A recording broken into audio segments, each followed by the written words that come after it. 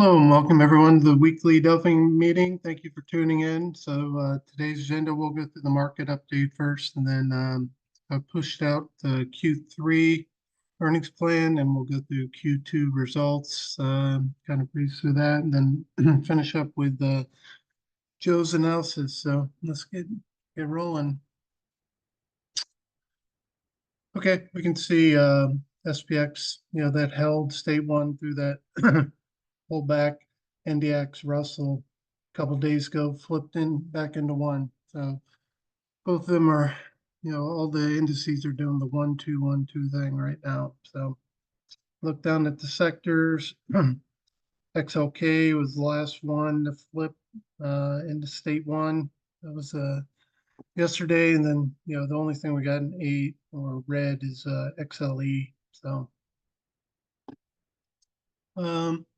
pie wise, so last week we were right on the 50, and that pretty much held.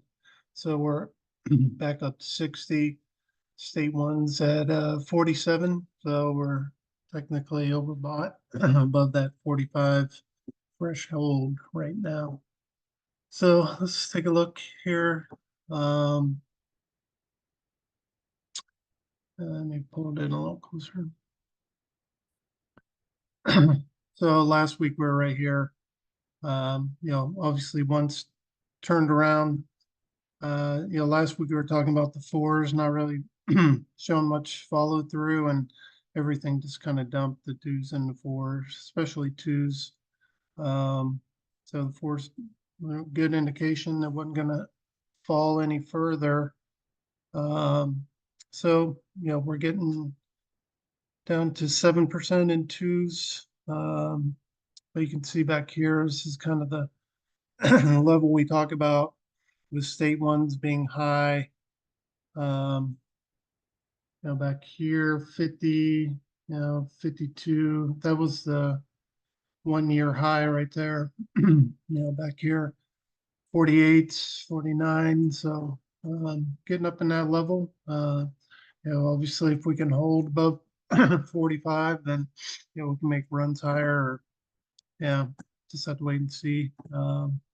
As far as sevens, nothing really coming too much. So, from 5 to 6. So the 8s aren't moving too fast out of there.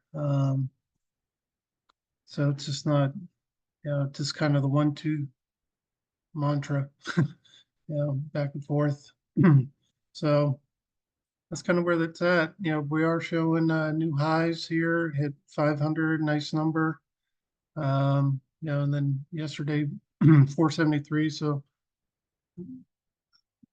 obviously good signs for the market overall when we're seeing those greens. We had a little flip here, nothing as high as this one, but as far as the reds, but just a little bit. And then back to Death Valley here, 14. So this one's indicating bullish right now.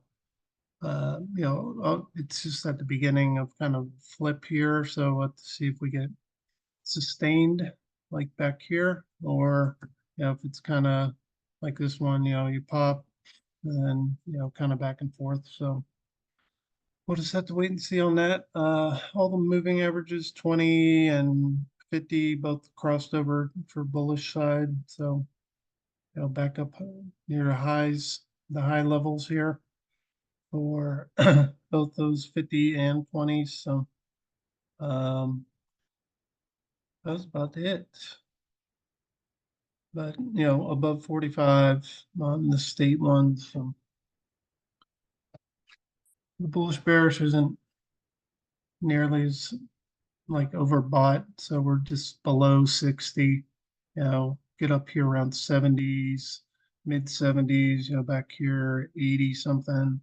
I think what's the high? Yeah, the 1 year high is 84. So nothing significant there, but we did hold pretty much. We had one day and then kind of flipped between bullish and bearish. So that was a good sign. And I think the other big things were kind of the levels, 5400 100 held on SPX, so I think that was a big thing. So state one, so like we said, this one held through the kind of mini pullback here. 20, halfway through pretty much the average days. Haven't gotten up near that average move. I think, last time we talked about kind of this level in here being, that's 9, almost, like 10 days is kind of fighting, that level. So we're kind of in that range right now. So we did make an all-time high yesterday, briefly. I mean, by like 1 point. I think the previous was like 5.669 something. So 1 point above and end up closing lower. So, it's just a matter of getting over this, the same kind of, getting closing above that all-time high would be a very bullish sign for, SPX. And then, if we get above that, then we'll be running towards that first level of resistance, target 1, target 2. So that's the 57, 60, 80 range in that area. So, and, top of the range would be right above that, 58. But, the good sign is we held 54, got tested, here, even a little here and definitely here. So, 3 out of 4 days held and then and off the races, but just slammed into this whole kind of resistance area again.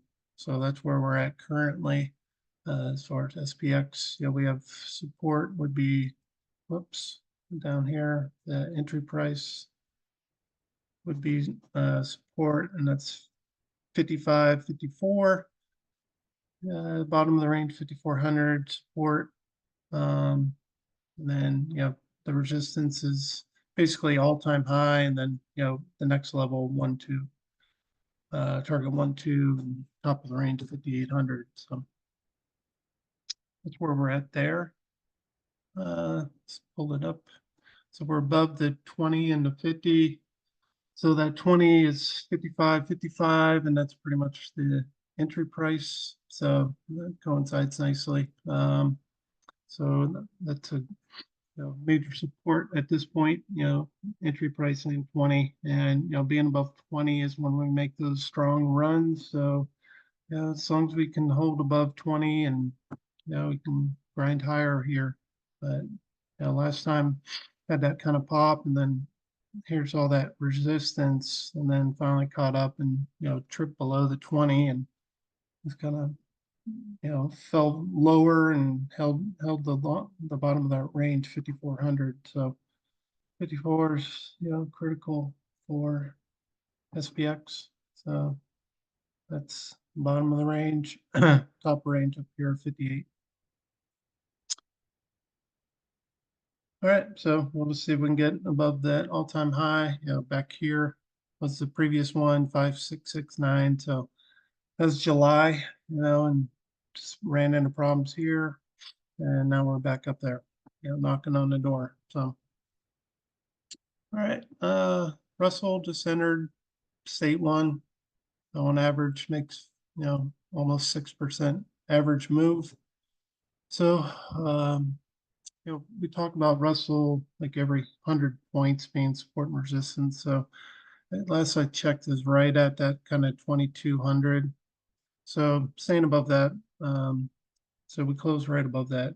Staying above 2,200 would be good, and try and make a run at that 23. But so your support levels 22, and then entry price kind of same range. Below that's 2,100 in the bottom of the range, which is kind of right near that stop loss. So we'll see if we get the typical pattern out of this. Kind of run up here, dip here, and then from there like 30% higher, and the other 70 pull back. So, but it's starting off good, starting off on the trend line. So we'll see. I think, with the rates coming down should be a tailwind for small caps. And, Joe pulled up those very interesting earnings estimates for Russell, which were, quite shocking, that, the expectation for that high for Russell. So, if they can follow through on that, I could see Russell performing pretty well. So,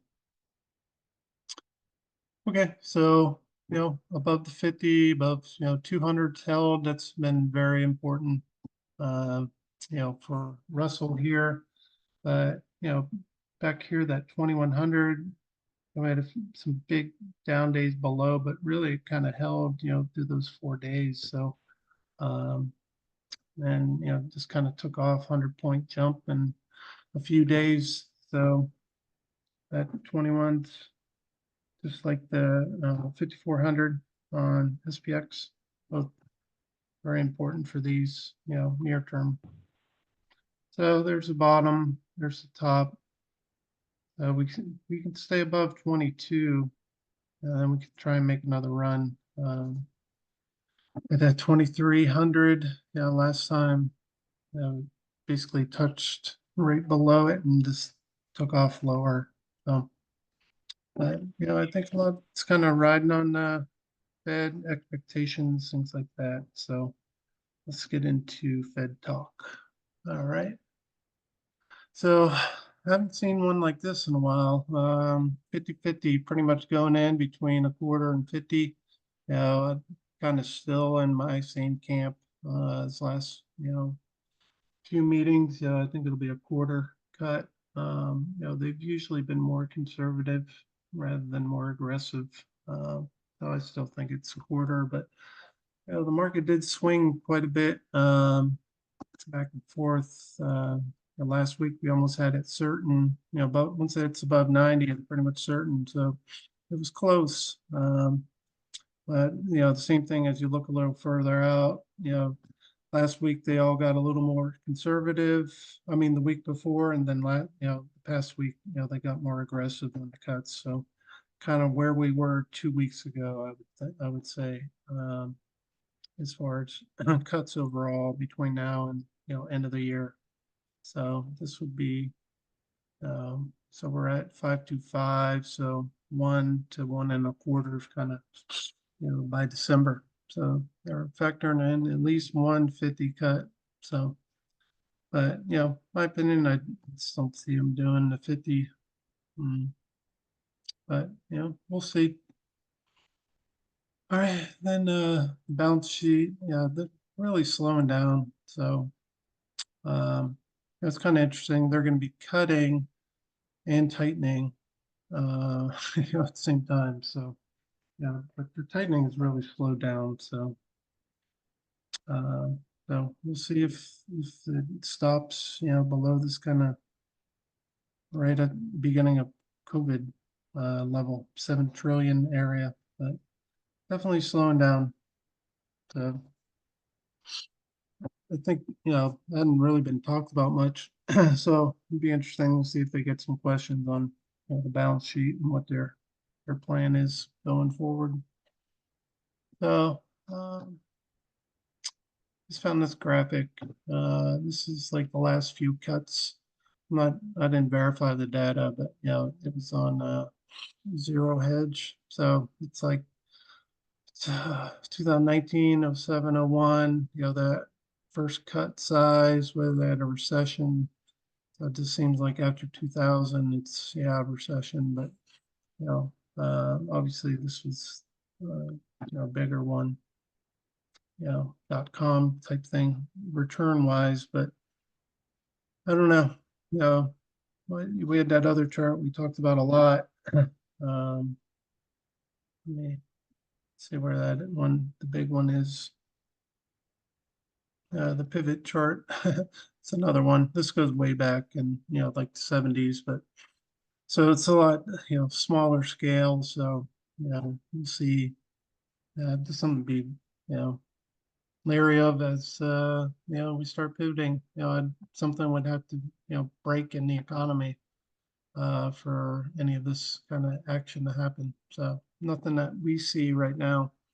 I think with the rates coming down, the banks will be, their balance sheets will be getting healthier as rates come down, and those long-term losses they have sitting on their books will, start, the loss amount will decrease as rates come down. So other than that, that was kind of one of the big things I was watching. But yeah, we'll have to see how the rates come down too. Just because the lower short term doesn't mean 10-year is going to move that much. This is open to market, auctions, and so that could just a little different. So I think that was it.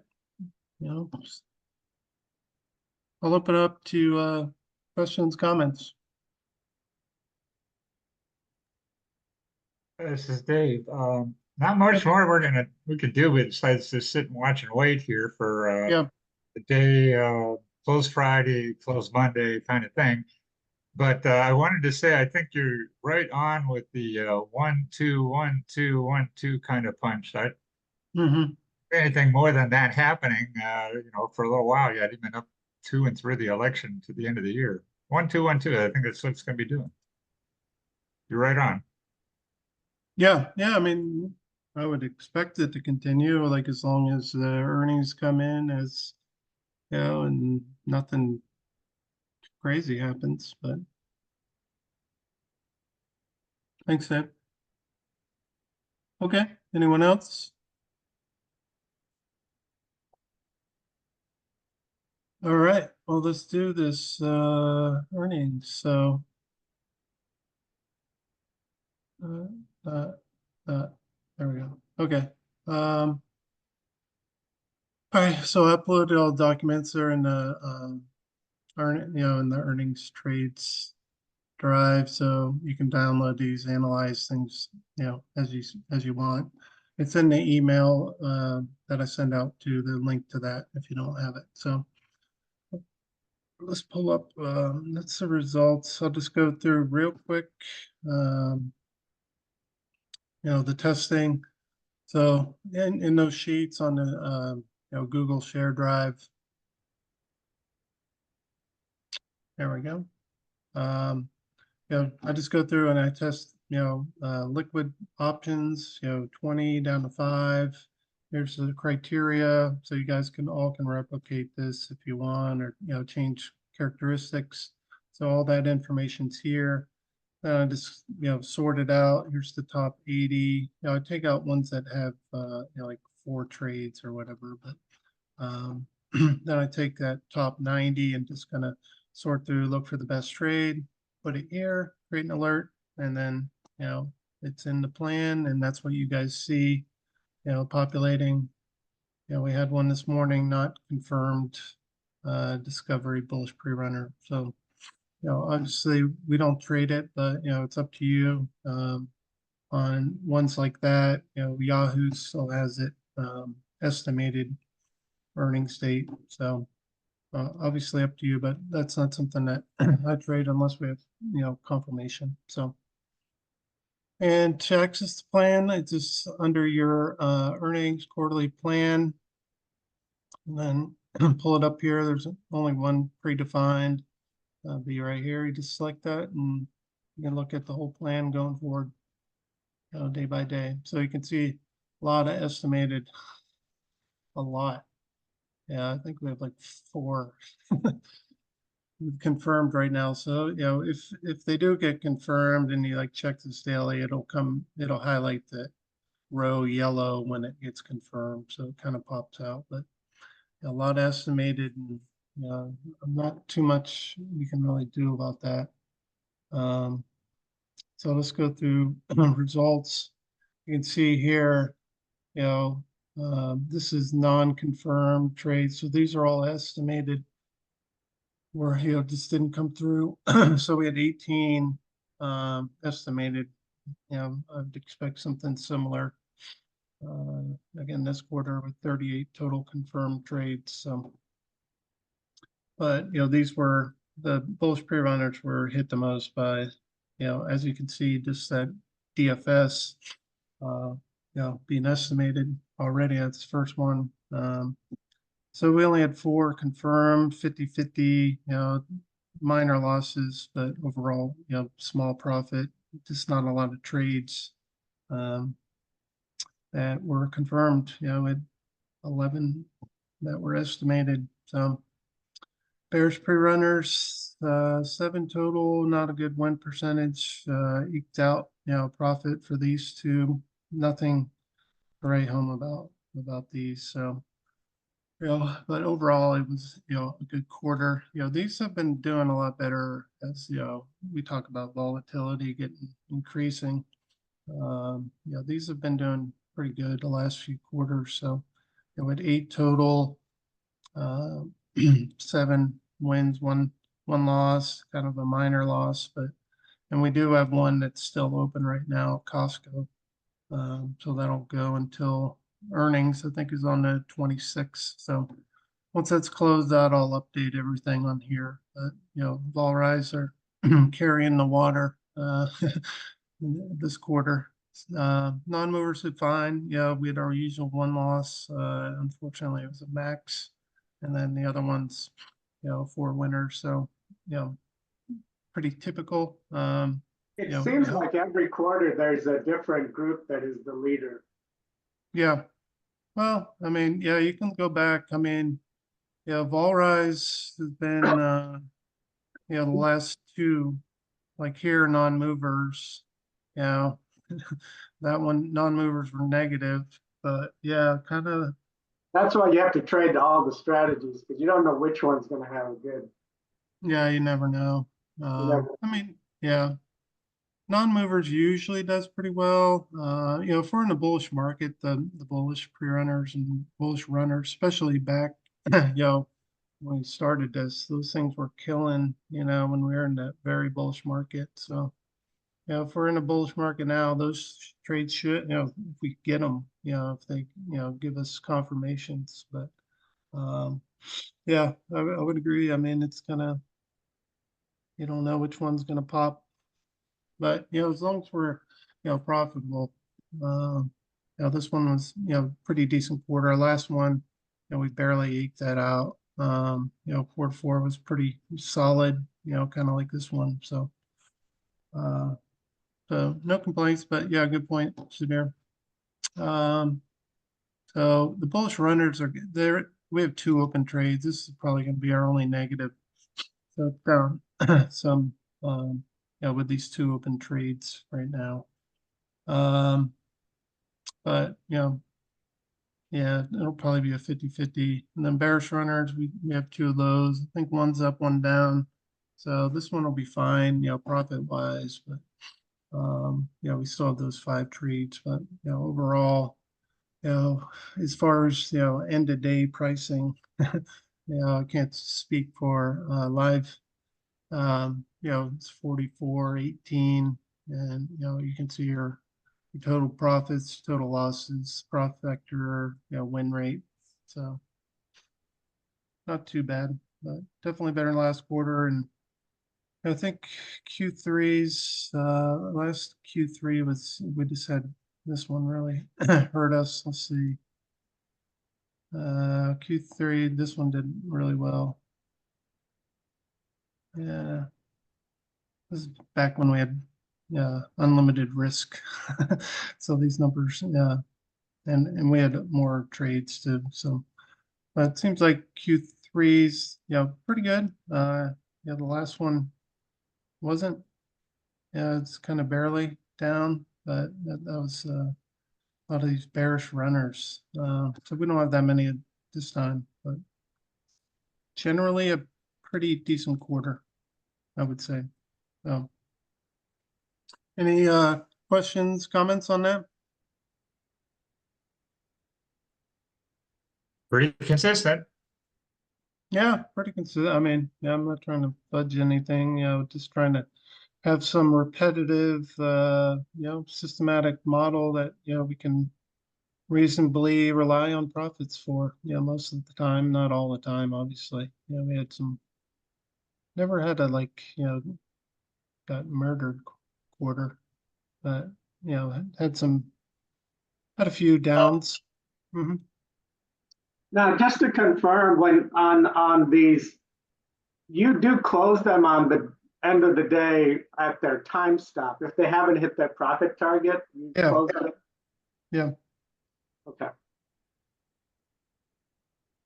yeah, yeah, and that applies for, this one will close out by itself pretty much because it's, unless it's like a monthly, but it should be a weekly that closes, like a week and a half after if it doesn't hit a profit target.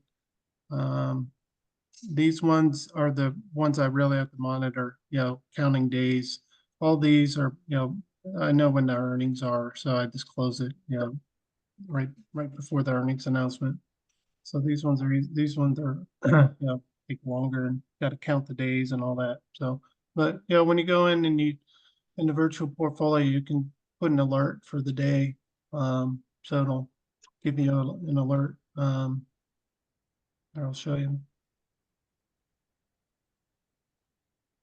I gotta go back. Let's see. Yeah. Oh, we have a trade on. Oh, that was the old earnings plan. Sorry. All right, I'll show you real quick. Oops, wrong one.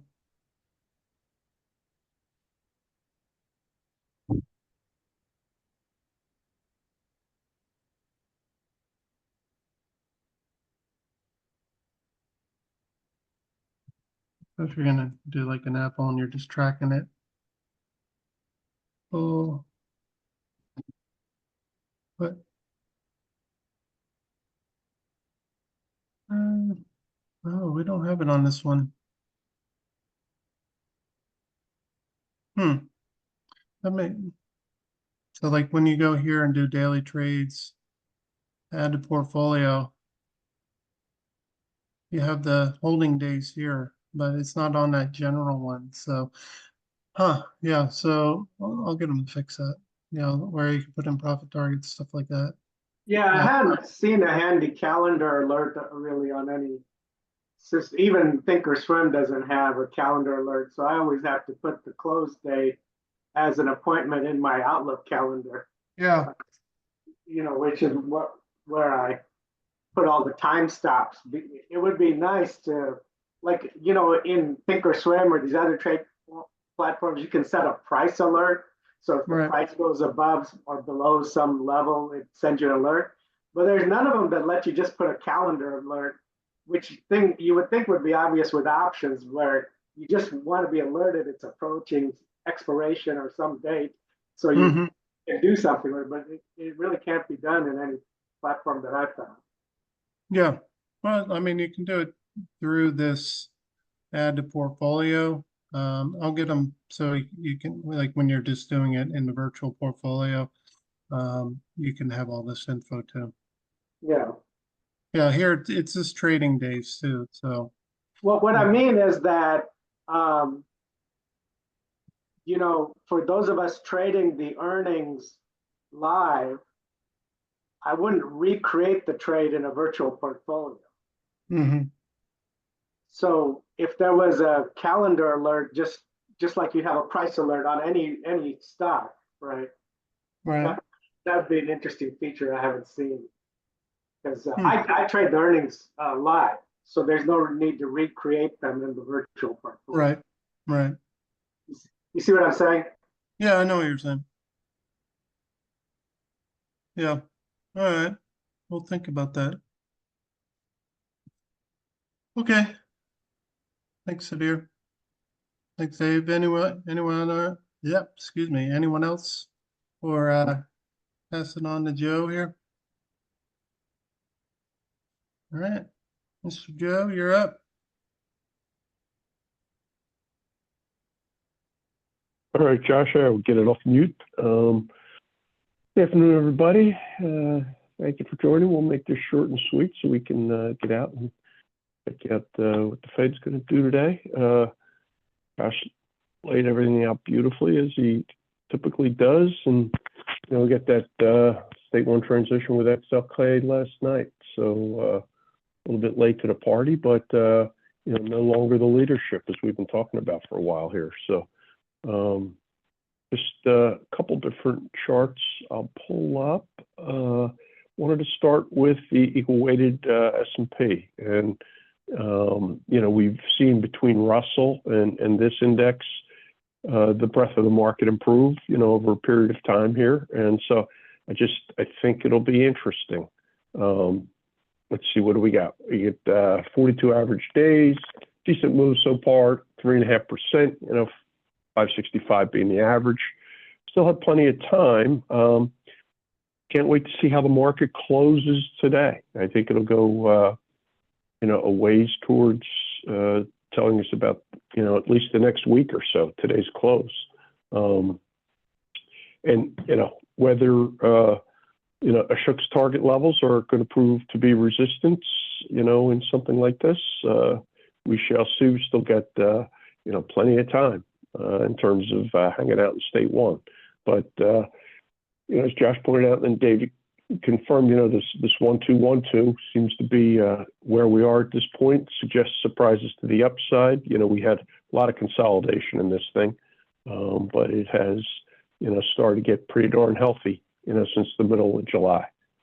So first one I wanted to pull up, and then, Russell, just a little bit of a longer term perspective that Josh went through the specific levels, but, 2,300 was the high short term on the 31st of July.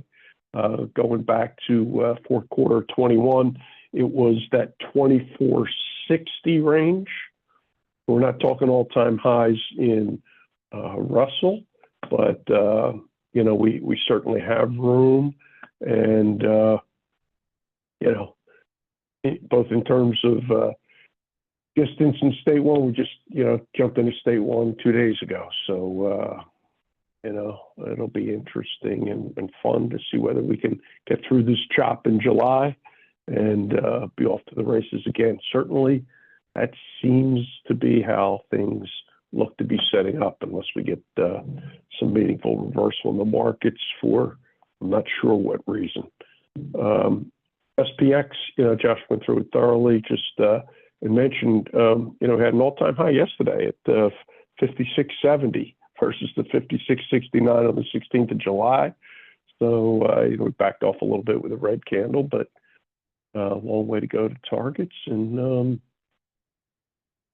market, and of course, we had a hell of a good week, for the markets, since last Wednesday's meeting. And, it seems to be the direction of least resistance. NDX, at least for the last little while here, not leadership in the market, but as Josh pointed out, rolling into state ones. And, our average state ones, as we know, are basically low 40 days. So if these are going to be good state ones, let's see. And NDX is, a solid 1,200 points off its high back on July 10th. Which was basically 20,700 in that neck of the range. So,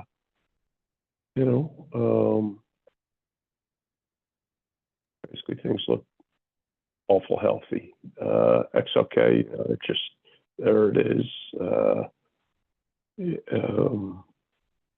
talked about last week, coming out of the April 5th lows, you had the big rally, then the pullback. I mean, the market action is just constructive. Dow, which we don't talk about much, but just figured I'd pull it up just, to give a look. See, it just, like the rest of these indexes, just churning higher, halfway through its average days, halfway through its average run, just churning higher. And, there's a little bit longer perspective, with the Dow. Just a few more that we talked about last week. Microsoft and Google is possibly being ones to keep an eye on. Certainly Microsoft, had a hell of a week and, has now rolled into, state 3. So I still think something to keep an eye on here. And, Google, which had gotten beat up a lot more, because it was a good week, had a pretty good week as well. So a lot of green candles. I think it's just bring on the Fed. Let's see where the market closes and go from there. I didn't bring this up last week, but, sort of meant to, so I'll bring it up today. Going into, the end of August, you had quite a bit of bullishness, and then, we got, a little bit of a dip in the markets and recession talk, and, the volatility we're seeing in the markets, we're seeing in investor sentiment too. So, it dropped from 51 to below 40% in a couple of weeks on the bullish side is, quite a lot. So I think it's just, markets are going to continue to be volatile. I think that's the underlying theme. We got, some time obviously before earnings are going to start to, come out again. Haven't just gotten through earnings season, but I think that will be the driving force.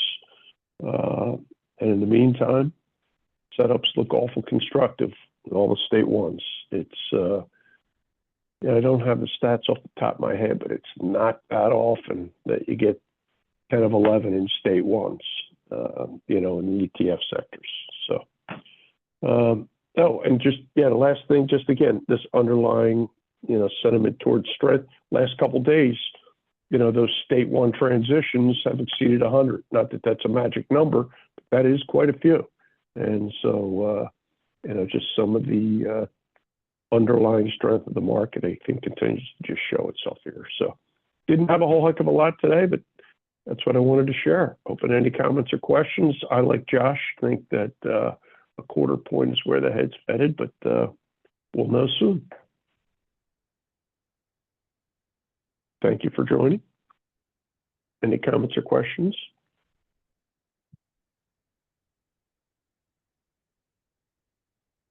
Bring on the Fed, Josh.